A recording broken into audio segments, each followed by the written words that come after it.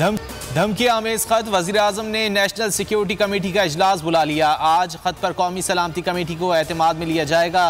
फवाद चौधरी की ट्वीट में तस्दीक। इजलास में अहम फैसले मुतवक्के।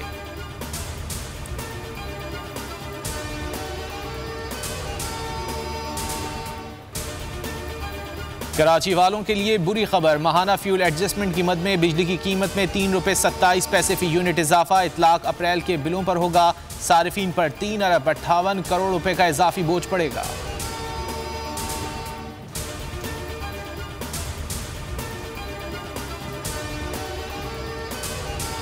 तहरीके अदम एतमाद का काउंटडाउन। कौमी असम्बली का हंगामा खेज इजलास आज शाम 4 बजे शुरू होगा। शहबाज शरीफ तहरीके अदम एतमाद पर बहस का आगाज करेंगे। हिकमत अमली पर गौर के लिए अपोजिशन का इजलास। शहबाज शरीफ और बिलावल भुट्टो समेत तमाम कायदीन शरीक।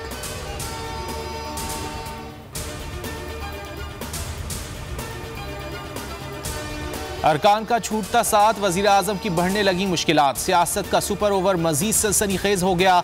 इमरान खान की जेर सदारत सियासी कमेटी आज फिर सूरत हाल पर सर जोड़ेगी। तहरीक अदम एतमाद के खिलाफ लाहे अमल पर गौर होगा।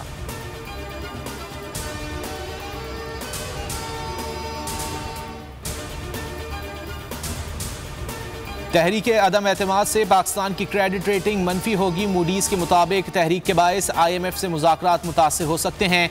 बैरूनी अदायगियों में मुश्किलात का सामना करना पड़ सकता है।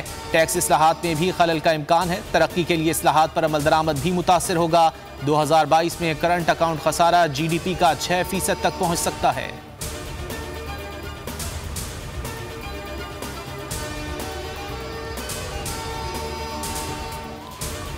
सियासी तब्दीलियों के बाद तहरीक इंसाफ क्या वोट बैंक बरकरार रख पाएगी? खैबर पख्तूनख्वा बल्दियाती इंतखाबात के दूसरे मरहले का दंगल। 18 अजला में शाम 5 बजे तक वोट डाले जाएंगे।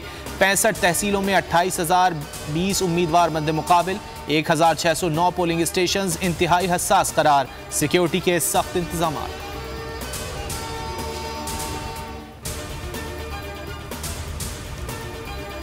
नाजिम जोखियो कत्ल केस। नामजद रुकन असम्बली जाम करीम का जमानत के लिए सिंध हाई कोर्ट से रुजू। कहा बैरून मुल्क से आ गया हूँ, इल्जामात का सामना करना चाहता हूँ, जमानत मंजूर की जाए। PP रहनुमा 3 अप्रैल तक हिफाजती जमानत पर हैं। मकतूल के घर जाकर बेवा और लवाहिकीन से मिलेंगे।